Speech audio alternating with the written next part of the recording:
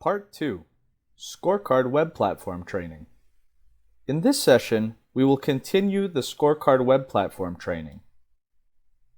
In this session, we will cover how to select the scorecard you want to work on, the scorecard view, the subnational view, the indicator view, charts and graphs, the waves view, how to export PDFs and Excels, and how to manage your account settings. How this course works. As in the previous session, you will need to open a new window and log into the Scorecard web platform from that new window. You will be navigating back and forth between the training video and the web platform. Every time you see this screen, pause the video and go to the Scorecard web platform to repeat what you have just learned. Then return to the video and click play when you are ready to continue. If you haven't done so already, pause this video now and log into the Scorecard web platform from a new window. Once you are done logging in, return to this video and click play again. How to select the scorecard you want to work on. We will now take a look at the buttons located on the top part of the Scorecard web platform. These buttons allow the user to access various data visualization tools and management functionalities. The first three buttons on the left are for selecting the scorecard that you would like to work with. For example, the first button allows me to select and isolate the scorecard at national level, the scorecard for a particular region, or even a district or facility level scorecard. Let's take a look. Right now that I have selected country, we can see the scorecard that is showing is for the entire country. If I click again, I can select a particular region, and this will isolate the scorecard for that region, displaying not only the regional performance on the first line, but also the district level performance on subsequent lines. I can drill down even further to isolate a district level scorecard showing the district level performance and the health facility level performance. Again, this first button really allows you to select what org unit you would like to work with. The second button allows you to select the type of scorecard. In this particular example, there are two scorecards in the system. One is called the Nutrition Scorecard, and the second one is called the RMNCAH Scorecard, which is the one we are working with now. The web platform allows countries to add multiple scorecards to the same system. You can select and alternate between the scorecards by using this second button. The third button allows you to select the period that you would like to work with. Most scorecards are generated on a quarterly basis. If I click on the third button, I will see a list of all of the periods, or quarters in this example, that exist within the system. Right now I am on Q2 2020, but if I'd like, I could navigate into the past and see the performance for Q1 2020, for example. So these three buttons allow you to select what you want to work with: the location, the type of scorecard, and the period. Pause the video now and go to the Scorecard web platform to repeat what you have learned. Return to the video and click play when you are ready to continue. You can now pause.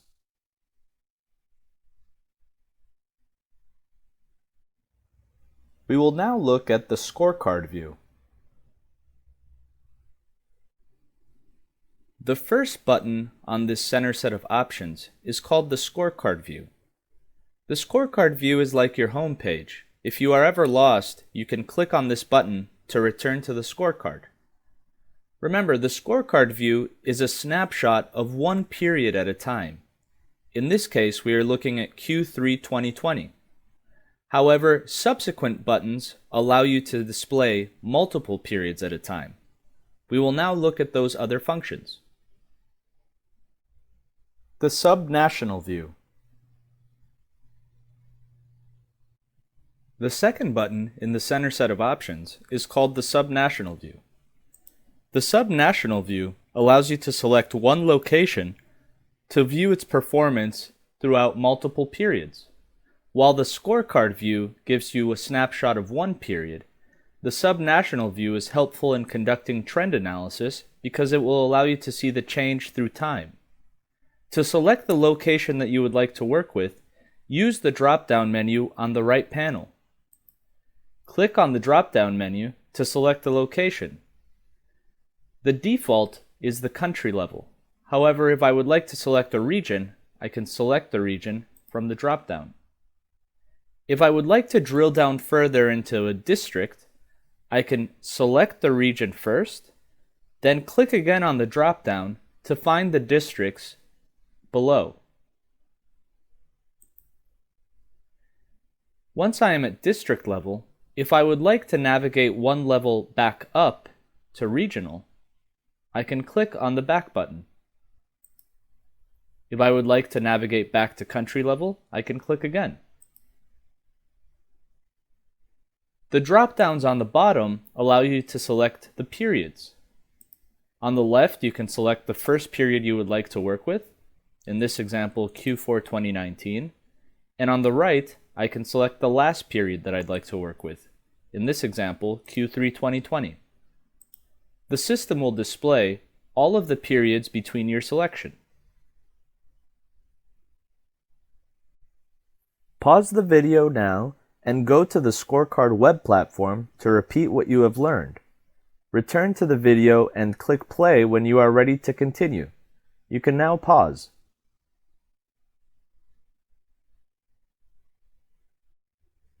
We will now take a look at the indicator view functionality.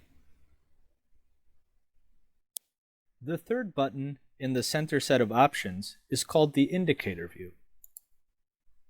The indicator view allows you to see one indicator, all regions, throughout a span of time. The first thing one must do is select the category associated with the indicator. For example, if I click on the drop-down, I can select the child health category. Once I do that, I can select the indicator by clicking on this indicator drop-down. When I click on the drop-down, I will see all of the indicators within the category. Within the child health category, I can see there's an indicator for measles coverage and Penta 3 coverage.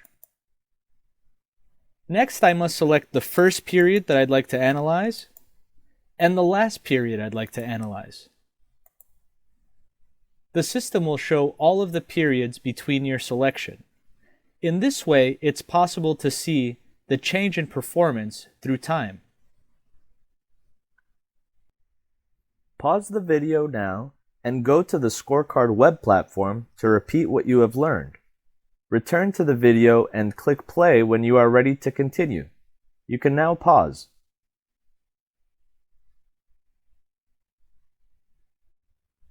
We will now see how you can create charts and graphs on the web platform.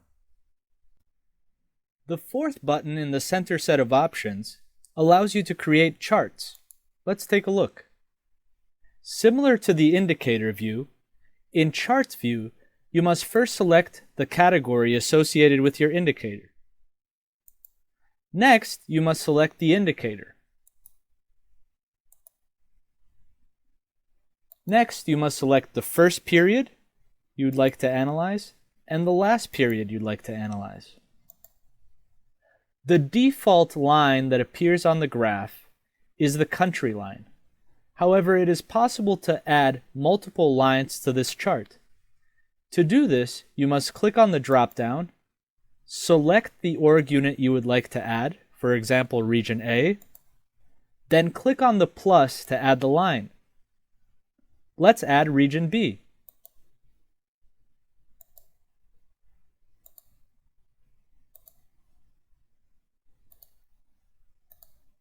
If I'd like to add a district, the first step is to select the region associated with the district.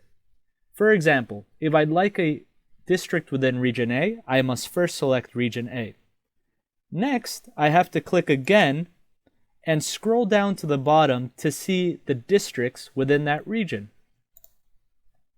And finally, click on the plus to add the district. If I'd like to navigate one level up, for example, right now I'm at district, but I'd like to go back up to region, I can click on this back button. If I'd like to navigate up to the national level, I can click on the back button one more time. This graph can be displayed as a column chart by clicking on this option. You can see that the background colors correspond to the scorecard colors of red, yellow, and green. These represent the various thresholds that have been established. For example, here we can see that any data value between 0 and 60 will be red, any data value between 60 and 80 will be yellow, and any data value above 80 will be green. Pause the video now and go to the Scorecard web platform to repeat what you have learned. Return to the video and click play when you are ready to continue. You can now pause.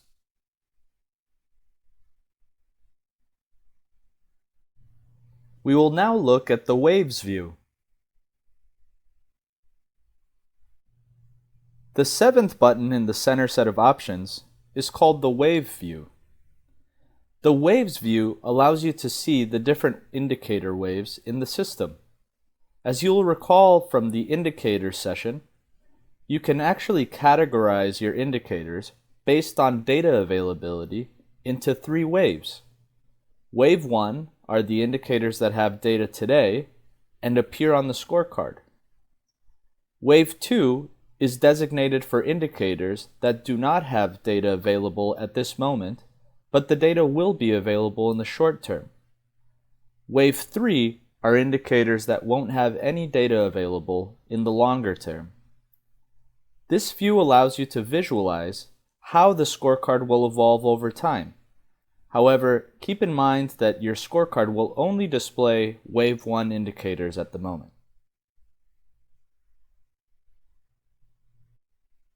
We will now take a look at how to export PDFs and Excels from the web platform. The last button in the center set of options allows you to download a PDF version of the screen in front of you. For example, I am currently in the indicator view. If I wanted to download a PDF version of this screen, I can hover over the last button and select Download PDF. The scorecard and action tracker can also be downloaded as an Excel. For example, if I click on the scorecard, then hover over the export function, you can see I will have 2 options. I can download it as an Excel or a PDF. The export function is especially helpful if you would like to send a copy of the scorecard via email. It is very helpful in low connectivity settings to download many PDFs of the scorecard, charts, and graphs in order to have a local copy which can be accessed even when you are offline. Pause the video now and go to the Scorecard web platform to repeat what you have learned. Return to the video and click play when you are ready to continue. You can now pause.